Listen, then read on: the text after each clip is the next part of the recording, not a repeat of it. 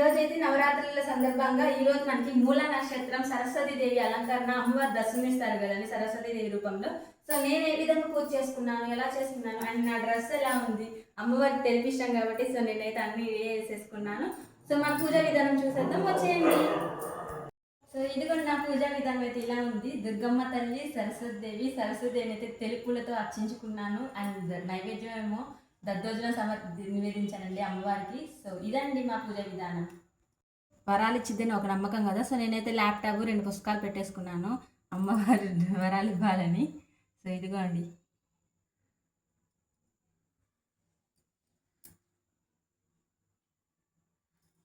So ఇంకా చూసారా నేనైతే దుర్గమ్మ దీపోత్సవంలో అయితే పాల్గొన్నానండి.